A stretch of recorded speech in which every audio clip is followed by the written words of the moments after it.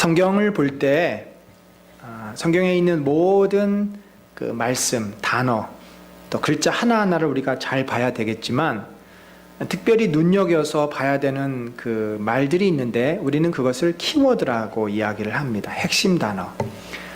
그러니까 쓰는 저자들이 정말 중요하게 여기고 꼭 이 말씀을 독자들에게 전하고 싶은 그 핵심 단어들이 있습니다.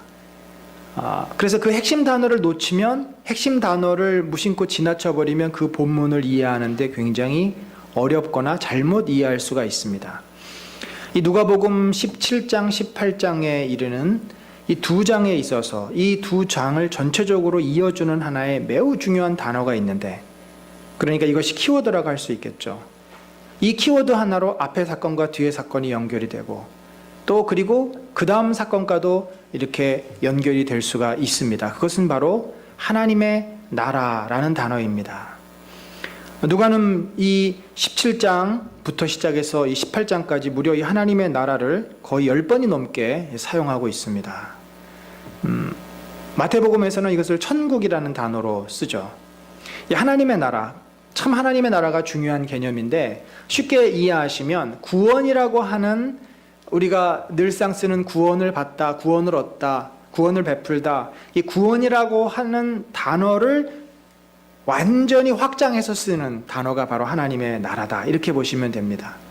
구원받은 백성이 하나님을 섬기는 것도 하나님의 나라에서 있는 일이고, 구원받은 백성의 삶, 구원받은 백성이 예수님의 모습처럼 열심히 살아가는 게 또 하나님 나라 백성의 삶이고, 구원받은 백성이 모여서 하나님을 찬미하는 게 하나님 나라의 통치가 또 임하는 것이고, 그래서 이 구원이라고 하는 것은 우리 개개인의, 또 어떤 특정인이 하나님을 만나고 죄에서 사함을 받고 영생을 얻었다고 하는 구체적인 표현이라고 한다면, 하나님의 나라는 성도의 모든 삶을 다 포함하고 있다라고 볼 수 있겠습니다.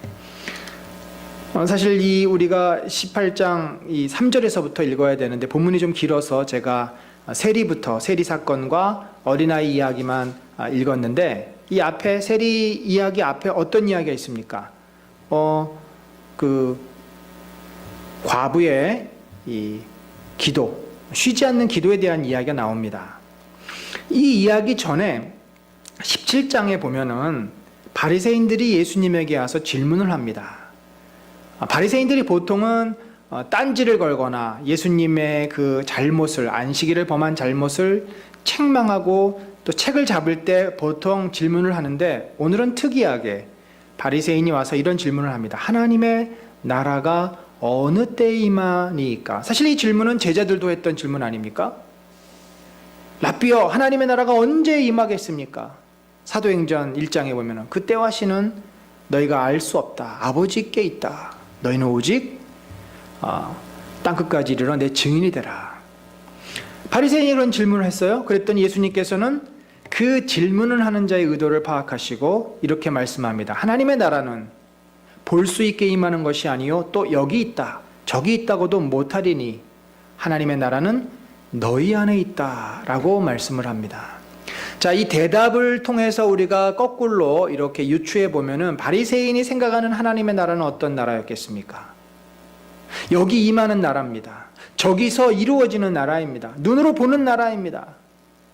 그런데 예수님은 너희가 생각하는 것처럼 하나님의 나라는 그렇게 임하지 않는다. 로마가 무너지고 다윗 왕권이 회복되는 그런 일이 이 땅에서 이루어지지 않는다라고 말씀을 합니다. 또한 오늘 이제 우리가 본 그 어린아이의 이야기도 보면은 그 어린아이가 예수님에게 다가오니까 예수님께서 그들을 축복하시며 하시는 말씀이 뭐냐면, 천국은 하나님의 나라가 이런 어린아이의 것이다. 어린아이 같은 자의 것이다. 그래서 누구든지 어린아이 같지 않으면 심지어 하나님 나라에 들어갈 수 없다. 다른 말로 하면 구원을 받을 수 없다. 라고까지 얘기를 하십니다. 그리고 우리가 읽지 않은 오늘 이후의 본문 18장 뒷부분에 보면은 이 부자 청년에 대한 이야기가 나오고, 그 부자 청년이 예수님의 내 소유를 다 팔아 가난한 자들에게 나눠주고 나를 따르라 하시는 말씀을 듣고 근심하며 떠난 뒤에 이렇게 이제 부연 설명을 하십니다. 재물이 있는 자는 하나님의 나라에 들어가기가 얼마나 어려운지, 낙타가 바늘기로 들어가는 것보다 부자가 하나님 나라에 들어가는 것이 쉽다.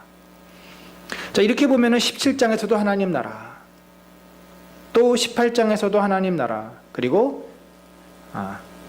18장 뒷부분에서도 하나님 나라. 그래서 이 사실 17장과 18장은 계속해서 이 하나님 나라에 관한 지금 이야기를 하고 있는 것이고, 그러면 하나님 나라에 관한 무슨 이야기를 하고 있는가 하는 것을 우리가 살펴볼 필요가 있는 거죠.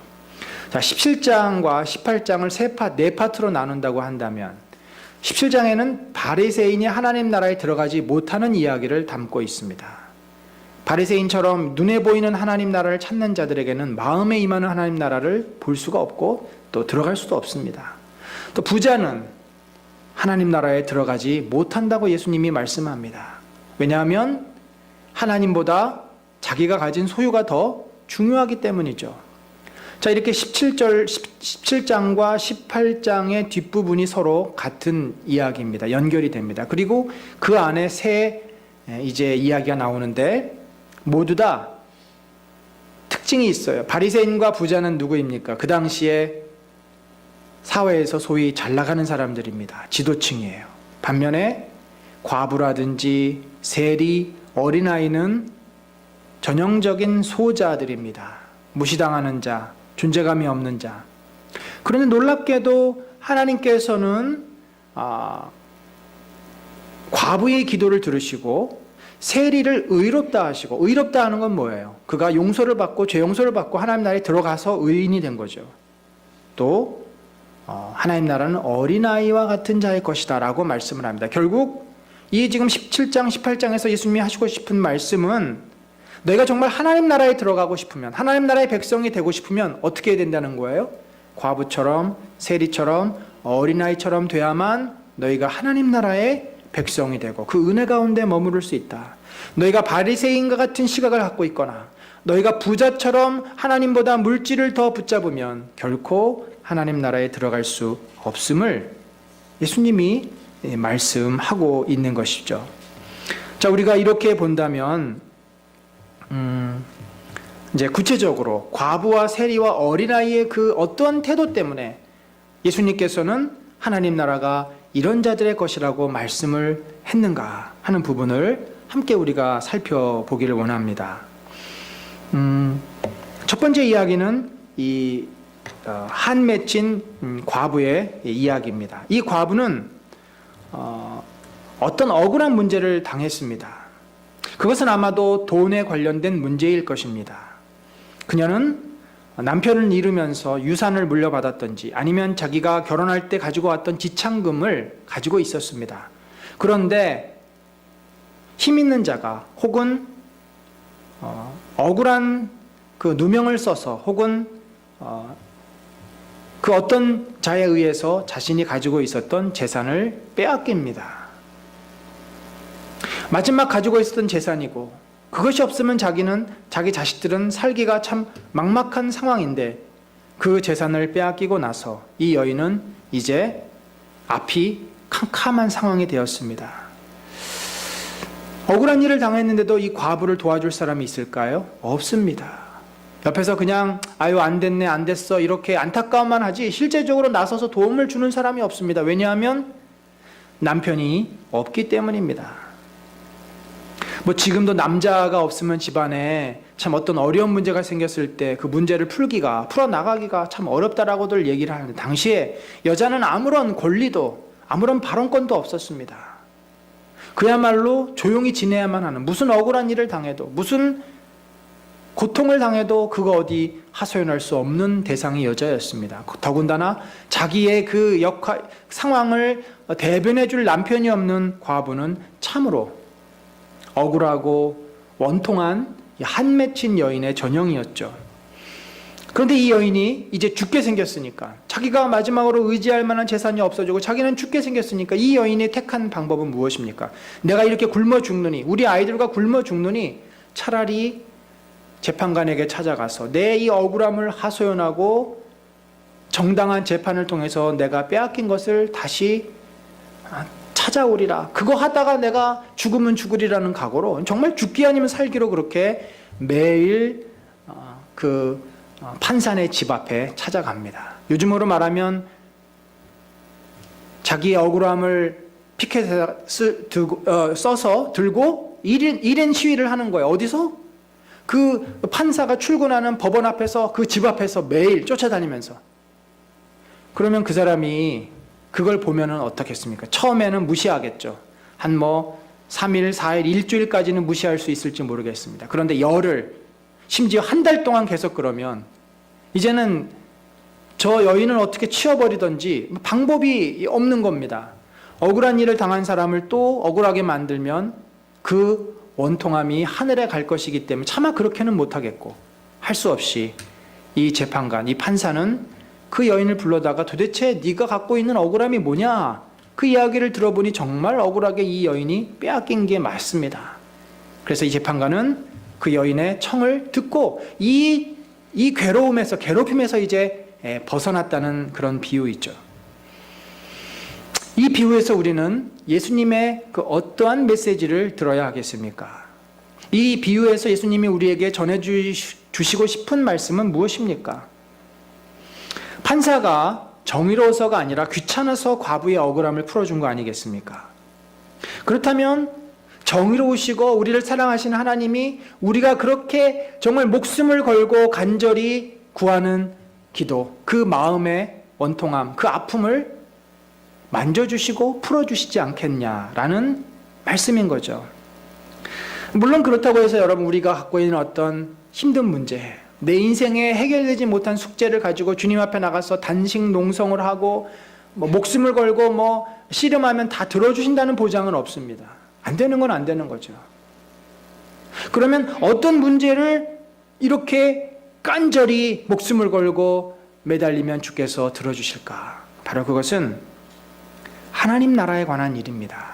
지금 이 비유를 우리가 이해할 때 비유의 중요한 그 요점을 이해해야 되지만 비유가 어떤 문맥에 놓여 있느냐도 매우 중요합니다. 지금 이 말씀을 하는 문맥은 하나님의 나라에 관한 이야기입니다. 그러니까 하나님 나라에 관한 이 억울한 문제, 그 정말 마음에 맺힌 한을 가지고 하나님 앞에 간절히 매달리면 주께서 은혜를 베푸시고 구원을 베푸시고 찾아오셔서 성령을 주시고 그 마음의 고통을 기억하신다는 예수님의 말씀인 것이죠. 사실 예수님도 수차례 얘기합니다. 구하라 그러면 얻을 것이요, 두드리라 그러면 열릴 것이요, 찾는 이마다 찾을 것이라. 저도 개인적으로 요즘 간절히 간구하고 있는 것이 있습니다. 그것은 바로 성령의 은혜입니다. 목회를 하면 할수록 제 자신의 한계와 벽에 부딪힙니다. 성도들을 돕고 싶어도 제가 도울 수 없는 게 너무나 많습니다. 교회를 잘 세우고 싶어도 제 힘으로 될 수 없는 일이 너무나 많습니다. 오로지 성령께서만 하셔야 되고 성령께서만 그 마음을 만지실 수 있고, 닫힌 마음이 열리고 닫힌 문이 열리고 사람의 힘으로 할 수 없는 일들이 너무나 많습니다. 성령의 은혜를 간절히 구할 때 주께서 들어주시지 않겠나, 그 말씀인 거죠. 이제 두 번째로 우리가 생각해 볼 수 있는 그 내용은 바로 바리새인과 이 세리의 비유입니다. 이 비유에서 하나님 나라에 들어가기 위해 필요한 것이 무엇인가 하는 거죠. 여기 보면은 바리새인들은 어떤 자세로 기도합니까? 서서 따로 기도했다라는 표현이 있습니다. 보통 기도를 바리새인들이, 유대인들이 서서 하기도 합니다만, 사실은 서서 기도한다는 것은 굉장히 거만한 태도입니다. 때로는 사람들에게 잘 눈에 띄도록 하는 그런 자세입니다. 이 사람의 기도의 내용을 보면 이 서서 기도했다라고 하는 말의 의미가 뭔지를 더 알 수 있습니다. 그가 어떤 기도를 합니까? 하나님이여, 나는 다른 사람들 곧 토색, 불의, 간음을 하는 자들과 같지 아니하고 세리와도 같지 아니함을 감사하나이다. 여러분, 이런 기도문은 이제 유대인들이 자주 썼던 기도문입니다. 그들의 감사 조건, 첫 번째 감사, 이방인이 되지 않게 하셔서 감사합니다. 두 번째, 여인이 되지 않게 하셔서 감사합니다. 세 번째, 세리나 죄인들처럼 살지 않게 해주셔서 감사합니다. 이 감사의 기도 제목이에요. 사실 기도라기보다는 자기가 어떻게 살고 있는지를 하나님 앞에 좀 드러내 보이고 싶은 그런 마음인 것 같습니다. 바리새인은 스스로 지켜야 될 도리를 다 했다고 생각하죠. 그래서 하나님 앞에 떳떳한 겁니다. 그래서 하나님 앞에 이렇게 설 수 있는 거예요. 우리가 선다는 것은 굉장히 자신감 있는 태도 아닙니까? 자신감 있는 사람이 꿇어 엎드리겠습니까? 고개를 숙이겠습니까? 대부분 죄인이나 지위가 낮거나 정말 그 앞에 선 사람을 떳떳하게 보기 어려운 사람들이 고개를 숙이고 꿇어 엎드리는 거 아니겠습니까? 그는 기도하기보다, 기도의 자리로 나가기보다 하나님 앞에 내가 이렇게 살았어요, 하나님 나 좀 봐주세요라고 당당히 자기의 모습을 알리고 싶어하는 마음 같습니다. 바리새인은 자기의 힘으로 잘 살고 있다고 생각했습니다. 그래서 그는 하나님의 도우심이 필요하지 않았습니다. 사실 예수님은 이것을 교만함이라고 말하고 있는 겁니다. 반면에 세리는 어떠한 태도와 어떠한 제목으로 기도를 올립니까? 13절에 보니까 멀리 서서, 자, 멀리 섰다고 하는 말은 뭐예요? 이 사람은 따로 서서 그랬어요. 사람들이 모여있는 가운데 서면은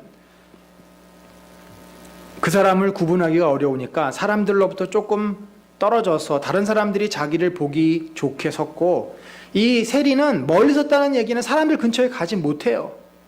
사람들이 자기를 어떻게 바라보는지를 너무나 잘 알기 때문에 사람들로부터 멀리 떨어져서, 저기 멀리서 보면 저 사람이 세리인지 누군지 모를 그런 거리, 그러니까 한 50m는 떨어졌나요? 최소한 30m에서 50m 떨어진 거리에서 그런 거리에서 지금 기도를 하는 건데 어떻게 기도합니까? 감히 눈을 들어 하늘을 쳐다보지 못하고 하나님 앞에 정말 부끄러워서 하늘을 쳐다보지 못하는 태도입니다. 다만 가슴을 치며, 가슴을 왜 칩니까? 자신의 삶에 대해서 후회하는 가슴입니다. 자신의 행동에 대해서 너무나도 고통스러워하는, 다시 말해서 회개의 지금 마음으로 기도하고 있는 거죠. 어떻게 보면 기도라기보다는 회개하고 있습니다. 통곡하고 있습니다. 통탄하고 있습니다. 하나님이여 불쌍히 여기소서, 나는 죄인이로소이다. 그는 더 이상 할 말이 없어요. 사실 이 세리는 정말 죄인입니다.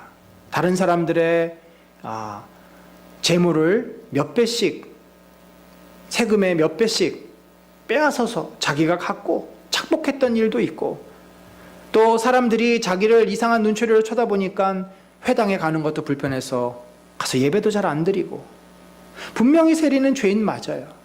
그런데도 놀랍게도 예수님은 이에 저 바리새인이 아니고 이 사람 세리가 의롭다 하심을 받고 집으로 갔다라는 표현을 쓰고 있습니다.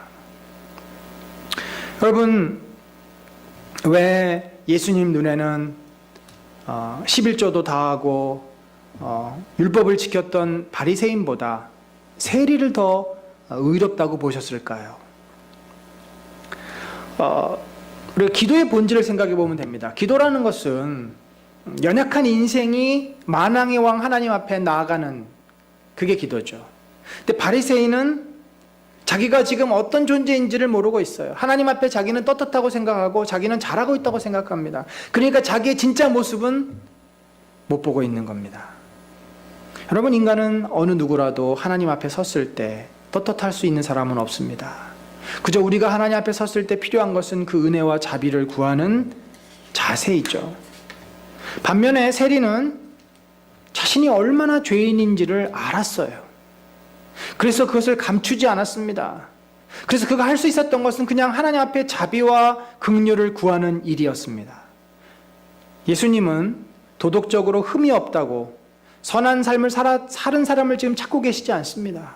예수님이 찾고 계시는 자는 회개하는 자요, 자기가 죄인임을 깨닫고 주님 앞에 돌아오기를 원하는 자입니다. 그러면 그런 자들을 받아주시고 그 죄를 용서해 주시고 그를 의인으로 만들어 주시죠. 왜 의인입니까? 죄가 용서되었기 때문에 의인입니다. 의인이어서 의인이 아니에요. 인간은 다 의인일 수 없습니다. 누가 의인이냐면 죄인이 용서받을 때 의인이 되는 겁니다. 바리새인은 스스로 용서받을 수 있는 기회를 얻지 못하고 있습니다. 반면에 세리는 자기가 죄인임을 너무나도 잘 알고 있기 때문에 통곡하며 그 죄를 고백했을 때 주께서 그를 긍휼히 여기시고 그를 의롭다 하게 여겨주셨습니다. 그럼 어떤 사람이 하나님 나라에 들어갈 수 있겠습니까? 윤리적으로 문제가 없고 사람들에게 좋은 평판을 받는 사람이겠습니까? 바리새인은 사람들에게 칭찬받는 사람이었습니다. 아, 저 사람은 참 율법도 잘 지키고 또 율법도 많이 알고 참 본받을 사람이라고 생각했는지도 모릅니다. 세리는 사람들에게 손가락질을 받았습니다. 여기 왜 오고 난리야? 아유, 재수 없어. 가까이 하려 하지 않았습니다. 그러나 예수님이 참으로 찾고 또 찾으시는 사람은 내 삶이 완벽하다고 스스로 만족하는 자가 아니라 자기가 죄인임을 깨닫고 자기의 부끄러움을 고백하고 겸손히 하나님의 은혜를 구하는 자들입니다. 여러분, 하나님 나라는 누구의 것입니까? 이 과부의 간절한 마음처럼 하나님의 나라를, 그 은혜를, 그 하나님의 성령의 임재하심과 그 하나님께서 만져주심을 사모하는 자, 간절히 사모하는 자에게 주님이 응답하시고, 무엇보다도 주님, 내가 아무것도 할 수 없습니다. 나는 죄인입니다. 나는 연약합니다. 주여 저를 불쌍히 여기소서, 긍휼히 여기소서, 겸손히 주의 은혜 앞에 서는 자가 하나님의 나라에 들어가서 그 은혜를 경험할 수 있고 하나님의 축복의 자리 가운데로 나가는 줄로 믿습니다. 우리가 그런 마음이 필요합니다. 늘 기도할 때나 예배 드릴 때나 주님, 내가 오늘 이렇게 잘 살았어요. 물론 참 주께서 칭찬하실 것입니다. 잘했다, 충성된 종아. 그러나 또 사실 뒤돌아놓고 보면 우리 마음 가운데는 여전히 연약함이 있습니다. 우리 마음 가운데는 여전히 부끄러움이 있고 죄가 있습니다. 늘 우리는 하나님의 은혜가 없으면 또 넘어지는 자입니다. 여러분, 인간이 왜 하나님의 은혜가 필요하냐면 우리가 섰다고 생각했는데 또 넘어지기 때문에 그렇습니다. 인간은 완벽할 수가 없어요. 우리의 그 육신 자체도 그렇습니다. 30대, 40대는 정말 힘도 있고 건강해서 잘 버티지만 그 시기가 지나가면 몸이 말을 안 듣는 시기로 넘어갑니다. 아무리 내가 자세를 잘 잡고 잘 하고 싶어도 안 돼요. 자세도 삐뚤어져 있고 걸음걸이도 이상해지고 힘도 없어지고, 그게 인간입니다. 근데 그것을 하나님이 책망하지 않으세요. 예수님이 너가 그렇다라고 우리를 야단치지 않으신다는 거죠. 그게 인간입니다. 우리가 아무리 예배드리고 은혜 받고 성경 묵상하고 열심히 살아도 또 우리 마음속에서는 죄가 올라와요. 그래서 늘 우리는 기도의 자리 앞에 나가는 것이고, 주여 불쌍히 여기소서, 성령께서 우리를 꽉 붙잡아 주시면 우리가 그 은혜를 감당하는 거죠. 신앙의 참으로 위대한 사람 사도 바울, 그의 일대기를 보면은 참 그분이 얼마나 많은 고생을 합니까? 우리가 요즘 그 사도행전 같이 하면서 사도 바울의 이제 지난주가 등장하는 스데반을 이제 뒤에서 사주해서 죽이고, 드디어 이제 사도 바울이, 사울이 이제 바울로 변화되는 그런 이제 그 문턱에 관한 이야기를 함께 나누었는데, 이분이 그 예수님을 만나고 나서 그리고 순교할 때까지 삶이 절대 순탄치 않았어요. 절대 쉽지 않았습니다. 근데 아마 그분이 가장 괴롭고 힘들었던 것은 자기 자신 때문이었을 것입니다. 그 흔적들을 우리가 로마서 7장에서도 볼 수 있고 또 고린도에서도 볼 수 있고 여기저기서에도 봅니다. 늘 자신의 연약함, 자신의 부족함, 자기가 지었던 과거의 죄, 사람들이 자기를 대하는 태도, 사람들이 사도 바울 결코 좋아하지 않았어요. 그의 사도권을 인정하지 않았습니다. 그런 늘 문제 앞에서 그는 흔들거릴 수밖에 없고 또 그 사역을 포기하고 싶었을 순간도 많았을 것입니다. 그럼에도 사도 바울은 뭘 했습니까? 네, 주님 앞에 섰습니다. 나의 약한 것을 인해서 내가 감사한다. 그가 결국은 사도로서 로마 여행까지 다 마치고 그렇게 하나님 앞에 순교할 수 있었던 것은 그 하나님의 은혜를 붙잡았기 때문이지 사도 바울이 온전하게 성숙하고 사도 바울의 인격이 다 훈련되어서라고 말할 수 없는 것입니다. 우리의 소원은 우리가 예수님처럼 이 땅에 사는 동안에 멋진 인격 또 깊은 영성을 다 갖는 것이지만 참 그게 어렵습니다. 노력하면 될 것 같은데 참 안 되는 게 이 영적인 이 성장과 회복인 것 같습니다. 그럼에도 이것은 포기할 수 없기에 우리가 또 깨어서 기도하고 또 주님 앞에 묻고 또 매달리고 바로 그 자리가 세리의 마음, 세리의 자리 아니겠습니까? 성경 어느 곳도 이렇게 하면 너희가 돼, 이렇게 하는 게 답이야, 이거 하면 너희가 이제 나처럼 되라고 말하는 곳은 없어요. 다 열린 시제로 되어 있습니다. 미완료로 되어 있습니다. 현재 진행형으로 되어 있습니다.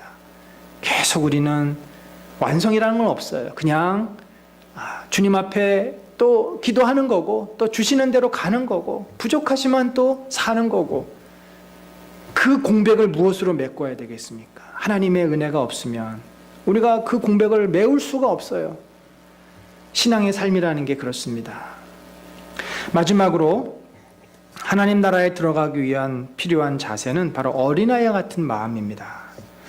요즘도 그 부모님들이 아이들을 유명 인사나 이런 분들에게 이렇게 데려와 사인도 받게 하고 악수도 하게 하고 막 그러려고 하지 않습니까? 당시에도 최고의 인기인이었던 연예인보다도 그 누구보다도 인기가 많았던 예수님에게 자기 아이를 데리고 가서 안수기도 한번 받는 것이 엄마들의 큰 바람이었겠죠. 그래서 예수님이 가면은 엄마들이 애들에게 야 빨리 가 예수님에게 가 라고 부추겼고 애들은 와 하면서 예수님에게 몰려들었습니다. 애들이 보통 와 하면서 이렇게 몰려드는 거 있잖아요. 옛날에 저 어렸을 때만 해도 찝차 같은 거 차 지나가면 그 뒤에 연통 따라서 와 하면서 따라가고 와 하면서 하는 게 있어요. 애들은 그런 게 신기한 게 있으면 쫓아가는데 예수님에게 아마 그렇게 몰렸을 것입니까? 제자들이 여기서 보디가드 역할까지 합니다. 애들을 막았어요. 야 저리 가, 애들은 가라. 그래서 이제 애들을 막으니까 의외의 말씀을 예수님이 하십니다. 야 하지마, 놔둬라.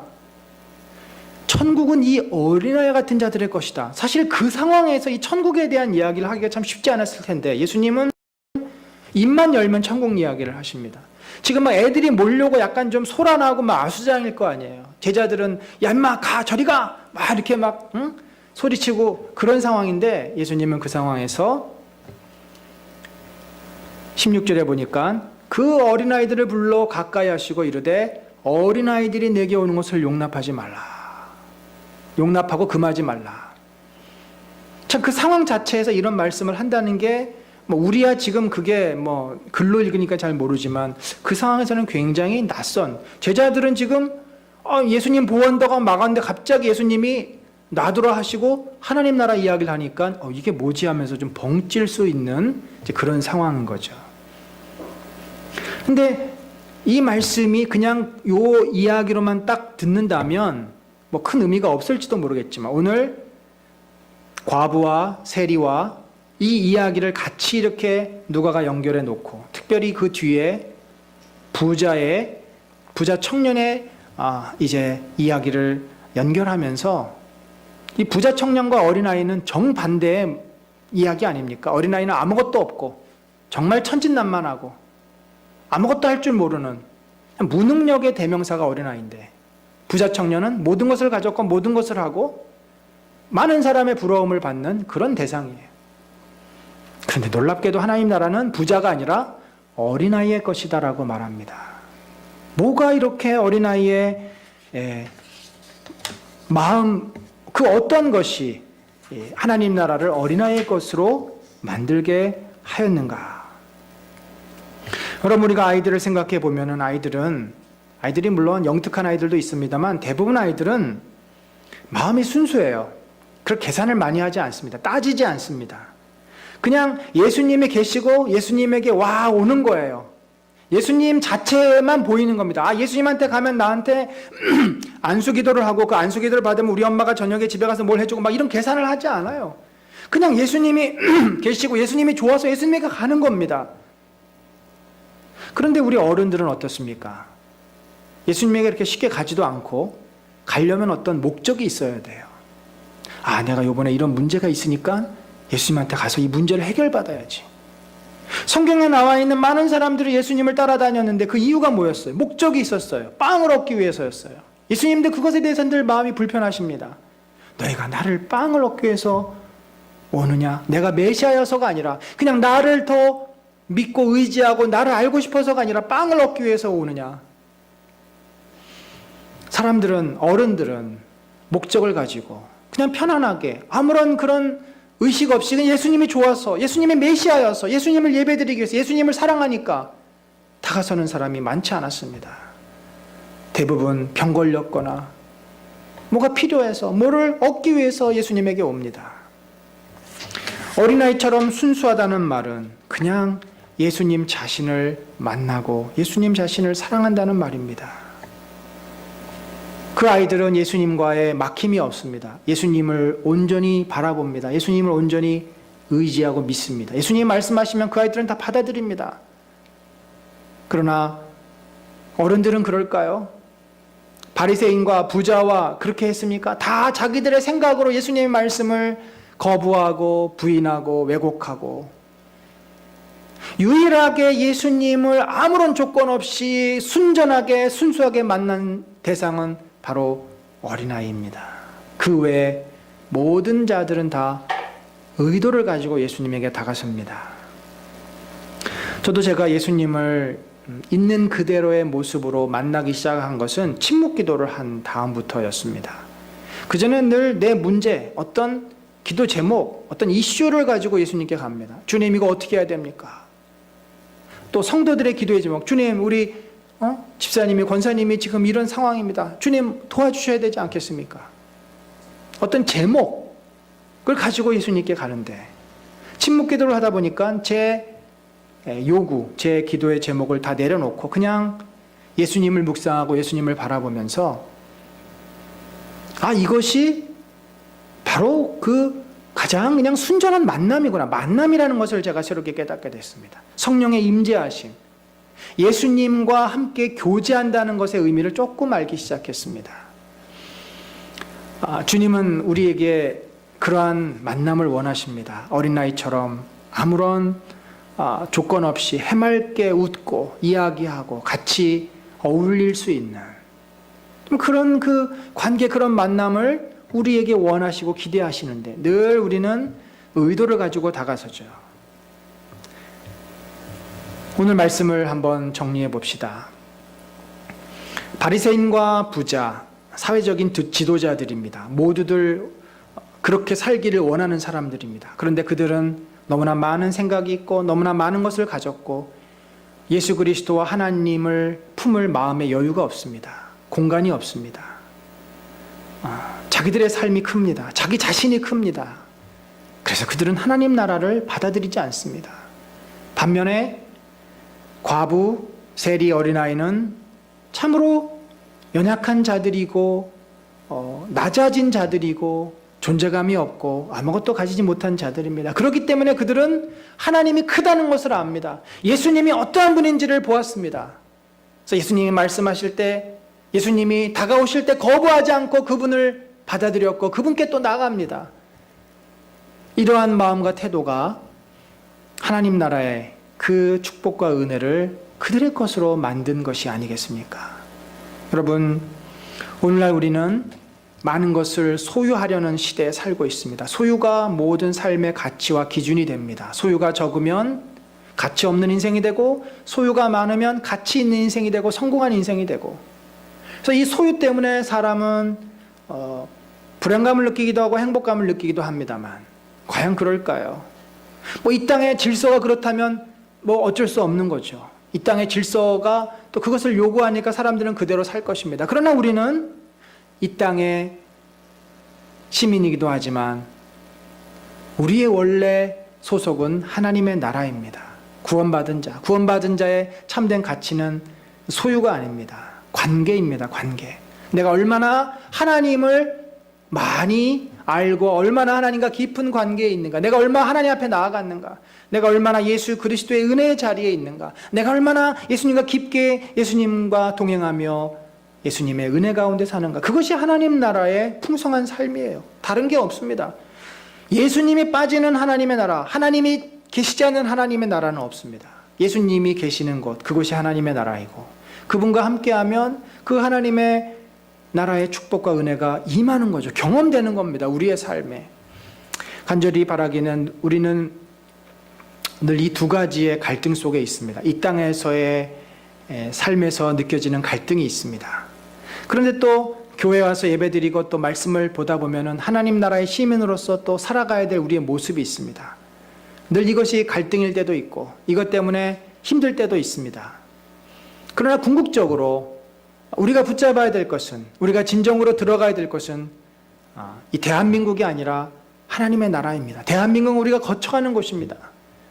그래서 지금은 우리가 이 땅에 살고 이 땅의 시민으로 열심히 살고 있지만 내가 돌아갈 고향집, 그리고 지금 이곳에서도 임하는 하나님의 나라를 우리가 마음에 품고 그 백성으로 주님과 함께 살 때 과부의 간절한 마음으로, 세리의 겸손한 마음으로, 어린아이들의 순전한 마음으로 주님 앞에 나아갈 때 주께서는 그 하나님 나라의 은혜를, 그 하나님 나라의 축복을, 의와 영생을 이미 우리에게 선물로 주셨고 더 풍성한 것들로 우리를 채워주실 줄로 믿습니다. 그런 은혜가 저와 여러분의 삶에 늘 넘치시기를 간절히 축원합니다. 아멘.